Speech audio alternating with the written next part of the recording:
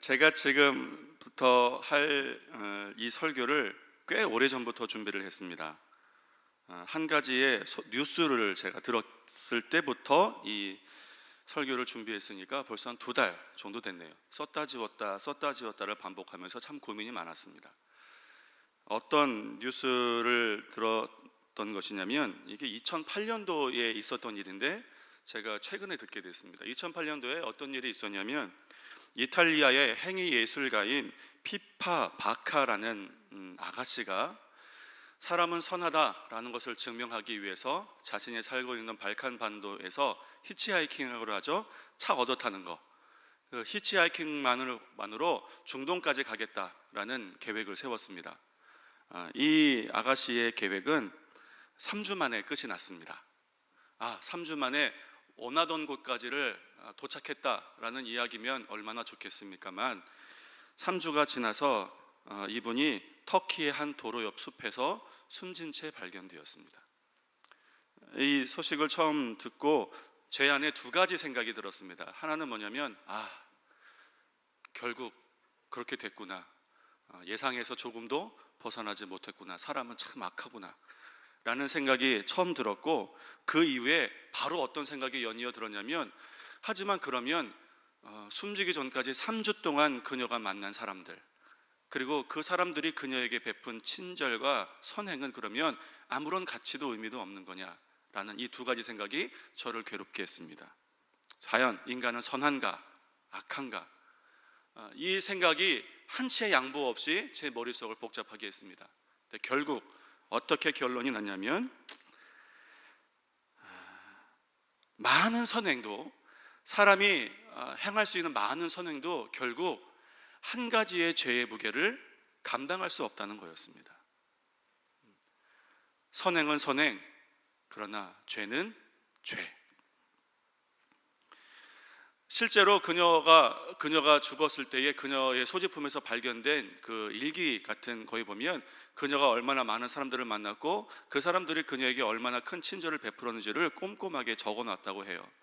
근데 문제는 뭐냐면 그 3주간 그녀가 만난 많은 사람들과 그 선행으로도 결국 그녀가 죽음에 이르게 되는 그 한 가지의 범죄를 결코 감당할 수 없었다는 겁니다. 오늘 제 설교의 시작은 바로 그겁니다. 우리가 실감하든 실감하지 않던 죄가 그렇게 무겁고 비참하다는 거예요.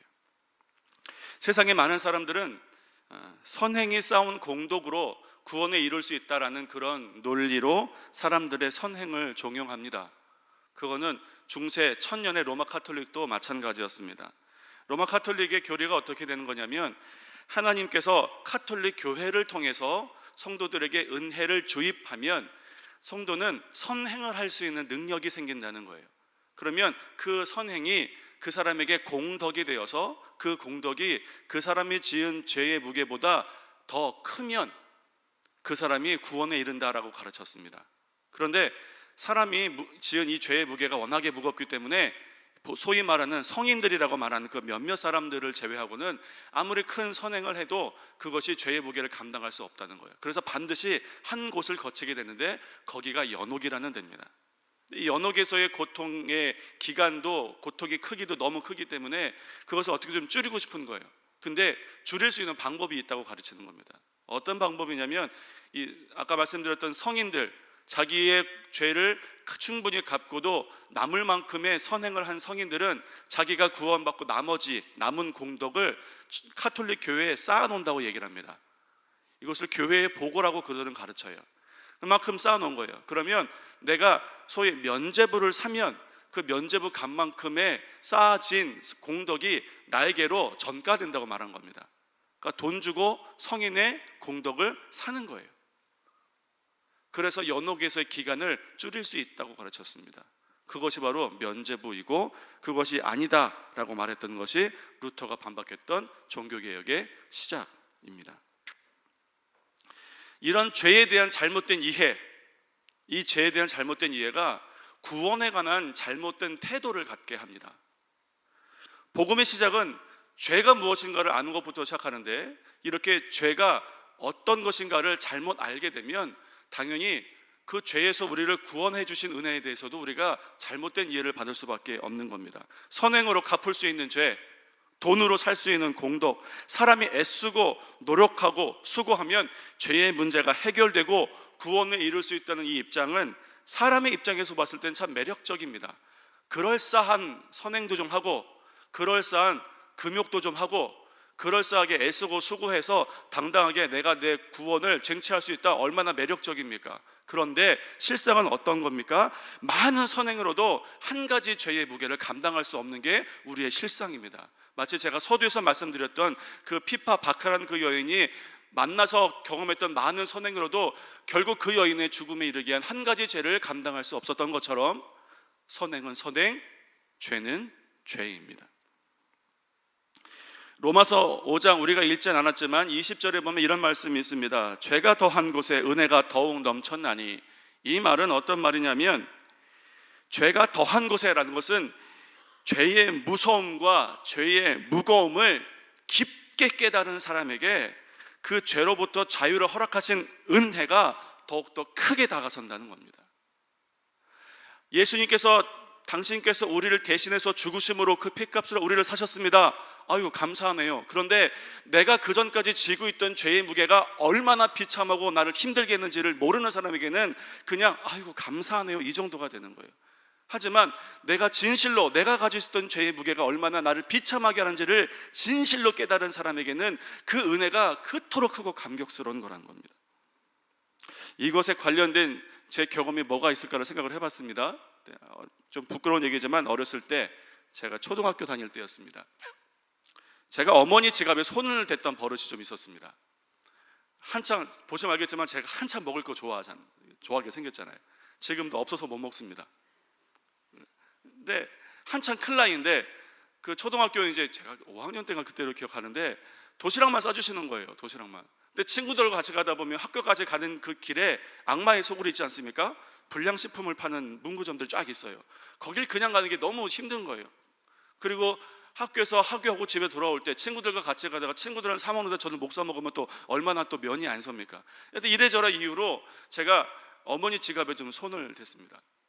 동전 몇 개였어요. 그 당시에는 동전 몇 개 가지고도 충분히 입을 즐겁게 할 수 있었습니다. 저는 꽤 만족스러운 완전 범죄라고 생각을 했습니다. 근데 꼬리가 길면 잡히는 법이죠. 걸렸습니다. 걸렸는데 어머니께서 그러시는 거예요. 너 지금 학교 갈 시간이니까 학교 갔다 와서 보자. 그날 하루가 얼마나 지옥 같은지 모르는 거예요. 그 맛있게 먹었던 불량식품 하나도 안 맛있어 보이고요. 내내 후회하는 겁니다. 내가 왜 그랬을까? 내가 왜 그랬을까? 공부가 머리에 들어오기를 하나요? 재밌는 게 보이기를 하나요? 그날 하루가 너무 지옥 같은 거예요. 내가 왜 그랬을까? 내가 왜 그랬을까? 자책하고 혹시 집에 가면 어머니가 다른 바쁜 일 때문에 이거 잊어버렸으면 참 좋겠다, 아니면 뭔가 좀 좋은 일이 있어서 괜찮아, 이럴 수 있었으면 좋겠다.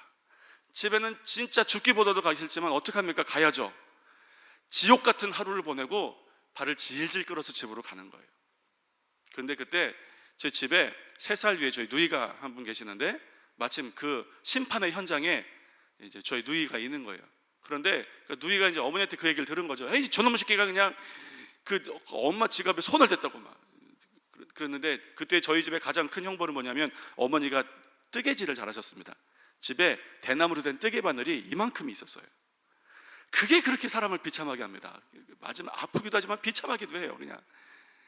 그냥 그거 맞을 생각을 하니까 너무 비참한 거예요. 그런데 누나가 그러는 거예요. 저희 누님이 어머니한테, 아니 애 한창 먹을 나이인데 도시락만 싸가지고 애를 학교를 보내면 친구들 먹을 때 그거 손가락만 빨고 있으라는 얘기냐? 애 좀 생각을 해야지.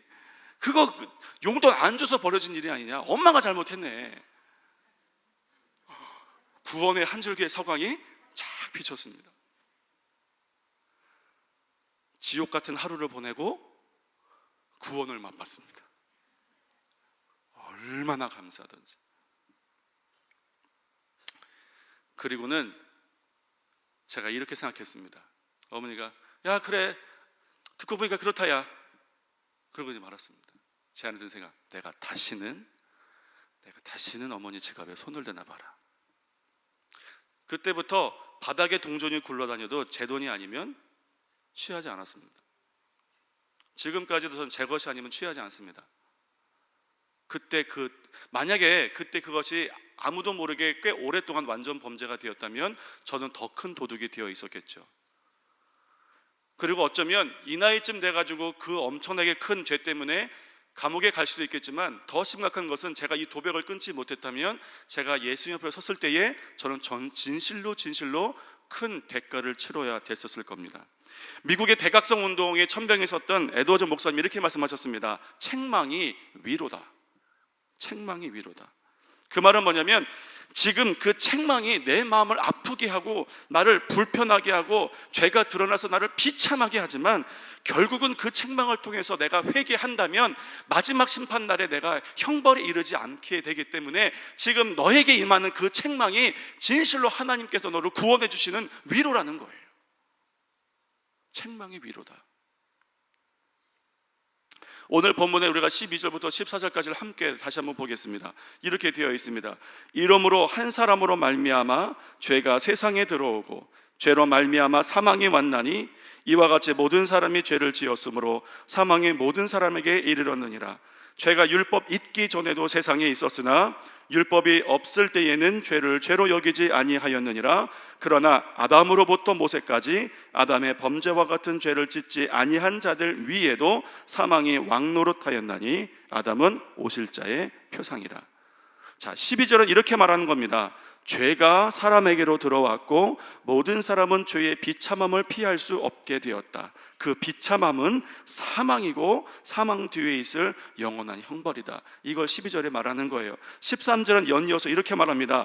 죄는 분명히 우리 심령에 파고들어서 우리의 영을 비참하게 하였는데 율법이 없어서 죄를 죄로 여길 만한 기준이 없게 되었고 따라서 책망이 없는 시대가 되었다.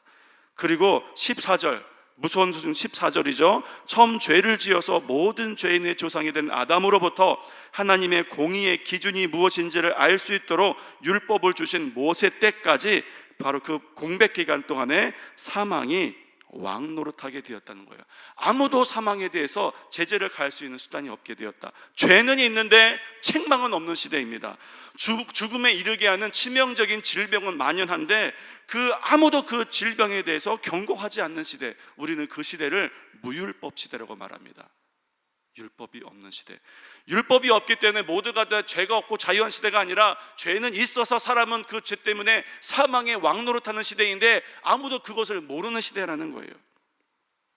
아담이 하나님 말씀에서 불순종해서 따먹은 것이 선악과입니다. 선악과는 그야말로 선과 악을 알게 하는 거예요. 선과 악을 구별해주게 하는 능력이 있는 나무입니다. 따라서 사람이 짓는 모든 죄는 그 이후로부터 자범죄예요. 알고 짓는 죄. 그러니까 우리 하나님 앞에 심판대 앞에 서게 된다 하더라도 하나님 우리에게 율법이 없어서 그게 죄인 줄 몰랐습니다. 그 죄 때문에 우리를 사망으로 선고하시는 것은 억울한 것입니다 라고 말할 수 없다는 거예요. 왜냐하면 그것이 죄라는 걸 알고 졌기 때문에 그렇습니다. 우리는 이미 죄가 무엇인지를 알게 되었습니다. 그런데 그 다음부터 사람이 취한 방법은 그 죄책을 피하기 위해서 자신들의 입맛에 맞는 그럴싸한 기준을 자기들이 스스로 세우고 그 기준에 맞게 자기 소견에 옳은 대로 행하는 것입니다. 잠언 29장 18절은 이렇게 말합니다. 묵시가 없으면 백성이 방자히 행한다. 여기서 방자히 행한다는 것은 전부 다 살인하고 전부 다 도둑질한다는 얘기가 아닙니다. 여기서 말하는 방자히 행한다는 것은 뭐냐면 마치 하나님이 안 계신 것처럼 자기들 마음대로 행한다는 거예요. 옳고 그름에 대한 기준을 자신들이 세우고 각기 자신들이 세운 그 기준에 맞게 행동한다는 겁니다. 그들은 바벨탑이 얼마나 큰 하나님 앞에 범죄인지 소돔성의 죄가 얼마나 큰 죄인지를 몰랐습니다. 왜냐하면 자신들이 세워놓은 기준에 의하면 그것이 죄가 아니기 때문에 그래요. 그러나 중요한 것은 하나님 앞에서 옳은가, 이것입니다. 이 무율법 시대의 죄를 상징하는 큰 랜드마크가 두 개예요. 그것이 아까 말씀드린 바벨탑과 소돔성입니다. 우리는 흔히 소돔성의 죄를 성적인 타락, 특히 만연했던 동성애 정도로 이해하십니다. 그런데 그것을 말하기 전에 창세기 13장 13절은 이렇게 분명히 말합니다. 소돔 사람은 악하여 여호와 앞에 큰 죄인이었더라. 중요한 것은 그들이 여호와 앞에 죄인 되었다라는 겁니다. 자신들 서로가 서로를 보기에는 죄가 죄인지 죄가 아닌지 그게 정말 중요한 것이 아닙니다. 동성애가 그 악이 자신들에게는 큰 죄가 아니었어요. 그러니까 온 성 사람들이 노소를 막론하고 서슴없이 동성애를 자행했던 겁니다. 그러나 분명한 것은 그것이 하나님 앞에 큰 죄라는 겁니다. 죄의 가장 큰 성질, 악한 성질은 뭐냐면 하나님을 의식하지 않게 하는 거예요. 마치 하나님 없이 행동하게 하는 것입니다. 내 소견에만 오르면, 우리끼리만 좋으면 옳다고 말하는 건, 이것이 죄가 갖는 가장 무서운 점이에요. 명심하십시오. 죄는 하나님 앞에 옳은가 그렇지 않는가, 이것이 죄를 가늠하는 것입니다. 왜냐하면 그 하나님 앞에 우리가 죄인지 죄가 아닌지를 바로 알아야 그 죄 때문에 내가 얼마나 비참해질 수 있는지를 비로소 깨달을 수 있기 때문에 그래요. 성도 여러분, 죄는 비참한 겁니다. 정말 사람을 비참하게 만드는 거예요. 왜 우리가 하나님으로부터 구원의 은혜를 받았음에도 불구하고 그 은혜에 깊게 감격하지 못하는가? 그 죄가 나를 얼마나 비참하게 만드는가를 깨닫지 못하기 때문에 그렇습니다. 그저 그 정도의 죄로 인해 내가 구원받았기 때문에 그저 그 정도의 은혜로 치부해버리고 마는 겁니다. 자, 바벨탑을 볼까요? 창세기 11장 4절입니다. 또 말하되, 자, 성과 대를 쌓아 꼭대기를 하늘에 닿게 하여 우리 이름을 내고 온 주변에 흩어짐을 면하자. 이것이 바벨탑입니다. 첫 번째가 무엇입니까? 꼭대기를 하늘에 닿게 하자. 두 번째가 우리의 이름을 내자. 세 번째가 흩어짐을 면하자. 이것이 바벨탑이 상징하는 바입니다. 꼭대기를 하늘에 닿게 하자는 것은 하나님만큼 높아지겠다는 교만입니다. 우리의 이름을 낸다는 것은 하나님 없이 자기들 힘으로 살 수 있다는 자만입니다. 흩어짐을 면하자는 것은 흩어지고 정복해서 다스리라고 말씀하시는 명령에 대한 태만입니다. 자신들에겐 그것이 죄가 아니었는지 모르지만 그들의 교만도 자만도 태만도 하나님 앞에 큰 범죄였습니다. 그래서 하나님께서 택하신 방법이 무엇입니까? 그들이 하늘까지 탑을 쌓지 못하도록 멈추게 하셨고, 이름을 내지 못하도록 언어를 섞어두셨고, 결국 사방으로 흩으셨습니다. 선교주간입니다. 왜 선교주간에 제가 이것을 말씀드리느냐? 선교주간이기 때문에 그 어느 때보다도 우리는 예수 그리스도의 십자가 복음을 더 깊게 생각하고 선교와 전도를 결심하는 것이 선교주간인데, 그렇다면 우리가 전하는 복음의 본질이 무엇이고 무엇으로부터 복음은 시작되는지를 그 어느 때보다도 깊게 깨달아야 할 때가 바로 선교주간이기 때문에 그렇습니다. 우리 아까 찬양대 찬양 이렇게 처음 시작했습니다. 십자가를 지고 따라가겠습니다. 그 십자가가 우리에게 생명이 되었기 때문에 십자가를 지고 어디든지 예수님을 따라가겠습니다. 그렇게 찬양하고 우리가 거기에 아멘 했습니다. 십자가. 예수님께서 십자가를 지심으로 우리에게 허락하신 은혜가 무엇입니까? 우리를 더 부유하게 하시는 재물입니까? 더 현명하게 살게 하시는 지혜입니까? 더 고상하게 살게 하는 명예입니까? 아니면 더 힘있게 살게 하는 권세입니까? 우리 죄를 구원하셔서 살게 하시는 영생입니다. 그 생명입니다. 당신께서 죽으심으로 우리를 살게 하신 바로 그 은혜입니다. 사망이 우리 위에 왕노릇하여서 우리를 한없이 비참하게 만들고 부끄럽게 하고 두렵게 하고 후회하게 하고 내 자신을 원망하게 만드는 그 끔찍한 죄로부터 우리를 구원해 주신 것이 십자가이고 우리가 쥐고 있는 복음입니다. 그런데 그럼에도 불구하고 우리가 그 구원의 은혜에 만족하지 못하고 구원을 우리가 누릴 수 있는 서비스 중에 하나라고 생각해서 자꾸 다른 서비스를 하나님께 요구하는 이유가 무엇입니까? 하나님의 은혜가 우리를 만족시키기에 부족해서가 아니라 우리가 죄인 되었을 때의 비참함을 처절히 깨닫지 못했기 때문입니다. 가슴을 치는 게 없어서 그래요. 내가 왜 그랬을까? 내가 얼마나 비참했었는가? 그걸 깨닫지 못하니까 그것으로부터 우리를 구원해 주신 그 예수 그리스도의 십자가의 보혈로 만족하지 못하는 거예요.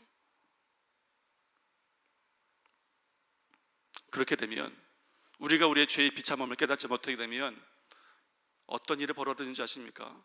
예수님의 피값으로 건짐을 받았음에도 불구하고 별 고민 없이 다시 그 죄의 구덩이에 들어가 앉습니다. 왜냐고요? 그 은혜가 그 정도의 가치밖에 없었기 때문에. 저는 어려서 그 수치, 어머니 지갑에 손을 대서 하루 동안 지옥 같은 하루를 보낸 그 수치를 전 지금도 생생히 기억합니다. 아마 어머니는 누님은 모를 거예요. 왜냐하면 하도 오래전 일이니까요. 어저께가 저희 아버님 생신이셔서 늦게 이제 갔다 올라왔는데, 제가 오늘 설교니까 넌지시 이제 아시나 봤더니 모르시더라고요. 몰라요. 저는 생생히 기억합니다. 저는 생생히 기억합니다. 사랑하는 성도 여러분, 혹시 우리가 너무 성급하게 구원의 은혜에 감사하고 있지는 않습니까? 우리가 처해 있던 죄의 결과에 대한 깊은 이해 없이 구원을 성급하게 말하기 때문에 정말 황망하게도 구원의 은혜가 우리에게 식상해졌습니다. 더 이상 구원의 은혜를 말해도 내 가슴이 찡하지 않아요. 구원의 은혜를 말해도 그것으로 만족하지 못합니다. 참 식상한 말이 되어버렸어요. 구원의 은혜가 나에게 식상해졌기 때문에 거기에 더해서 부유해져야 되고, 지혜로워져야 되고, 명예로워져야 되고, 권세가 있어야 되고, 이기는 이런 누림이 있어야 비로소 만족합니다. 구원만 가지고는 만족하지 못해요. 성경은 사도행전의 복음 전파를 말하면서 그 누구도 복음 때문에 부자가 된 자를 기록하고 있지 않습니다. 또 복음은 세상 사람들이 미련한 것이라고 말했지 지혜를 말하고 있지 않아요. 세상은 사도들 누구도 복음 때문에 세상에 명예를 움켜졌다고 말하는 사람도 없고, 복음 때문에 권세를 누리게 된 자도 말하고 있지 않습니다. 왜 성도 중에 부자가 없겠고 지혜자가 없겠고 명예자나 권세자가 왜 없겠습니까마는 그것이 복음의 본질이 아닙니다. 내가 부자가 되고 보니 내가 얼마나 내가 죄인이었는가를 깨닫게 되었다 라고 하신 사람이 있습니까? 내가 부지런히 세상의 지혜를 탐구하다 보니까 내 죄가 발견되었다 라고 말하는 사람이 있나요? 내가 명예로워지고 보니까, 내가 권세가 있고 보니까 비로소 내 죄가 깨달아지고 내가 예수 앞에 나왔다라고 말하는 사람이 그 누가 있겠습니까? 따라서 그런 것들은 우리의 구원의 본질이 아닙니다. 우리가 누리는 은혜의 본질이 아니에요. 이번 선교주간은 우리에게 있어서 복음의 본질과 그 가치가 회복되는 선교주간이길 바랍니다. 전도하실 때 전도 대상자에게 당신 죄인입니다 이렇게 복음 전하는 거 주저되시죠? 요즘 시대가 어느 시대인데 다짜고짜 만나서 당신 죄인입니다 회개하시오 라고 말하면 교회 올 사람이 누가 있습니까? 라고들 생각하시죠? 그런데 우리가 결코 포기해서는 안 되는 복음의 진리는 바로 죄인됨을 인정하는 것부터 시작입니다. 이 시작이 어그러지면 어떤 현상이 벌어지는가? 성도가 되고 신앙의 연수가 오래돼도 세상과 구별되는 거룩이 없는 거예요. 왜냐하면 죄에 대해서 몸소리치고 비참해했던 과거가 없기 때문에.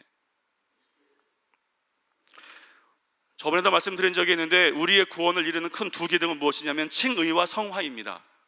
이것이 우리의 구원의 본질입니다. 칭의와 성화, 예수 그리스도를 믿음으로 말미암아 의롭게 되어진 것과 그 이후에 하나님의 거룩을 닮아가는 전 인생의 과정, 칭의와 성화, 이것이 우리 구원의 두 기둥인데, 언제부턴가 교회가 칭의라는 하나의 기둥만으로 서 있기 시작했습니다. 그러니까 늘 위태위태한 거예요.